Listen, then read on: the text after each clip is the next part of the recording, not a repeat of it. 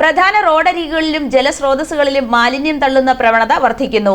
ഏറ്റുമാനൂർ വൈക്കം റോഡിൽ നമ്പ്യാകുളത്തിനും കോതനല്ലൂരിനുമിടയിൽ കനാലിൽ septic tank മാലിന്യം തള്ളിയ നിലയിൽ. ഇത്തരം പ്രവൃത്തികൾ ഗുരുതരമായ സാമൂഹിക പ്രശ്നമായിട്ടും അധികൃതർ നടപടി സ്വീകരിക്കാത്തത് ആക്ഷേപങ്ങൾക്ക് ഇടയാക്കുകയാണ്.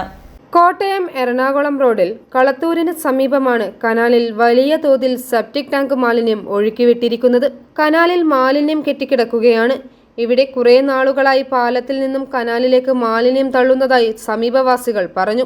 ലോഡ് കണക്കിന് സെപ്റ്റിക് ടാങ്ക് മാലിന്യമാണ് തള്ളിയിരിക്കുന്നത്. കനാലിൽ മാലിന്യം കെട്ടിക്കിടന്ന് ദുർഗന്ധം വമിക്കുകയാണ്. വേനൽ ചൂട് കഠിനമാകുന്നതോടെ കുടിവെള്ളക്ഷാമം രൂക്ഷമാകുമ്പോൾ MMVIP കനാലിൽ വെള്ളം തുറന്നുവിടും. ഈ സാഹചര്യത്തിൽ പതിവായി കനാലിൽ സെപ്റ്റിക് ടാങ്ക് മാലിന്യങ്ങൾ ഒഴുക്കുന്നത് ഗുരുതരമായ ആരോഗ്യ പ്രശ്നങ്ങൾക്ക് വഴിതെളിക്കും. പരിസ്ഥിതിക്കും മാത്രമല്ല ജനാരോഗ്യത്തിനും വലിയ ഭീഷണിയാണിത്. മാലിന്യം തള്ളുന്നവർക്കെതിരെ പോലീസ്, പഞ്ചായത്ത്, ആരോഗ്യവകുപ്പ് അധികൃതർ കടുത്ത നടപടി സ്വീകരിക്കണമെന്നാണ് നാട്ടുകാരുടെ ആവശ്യം. i4 news, Ettumanoor.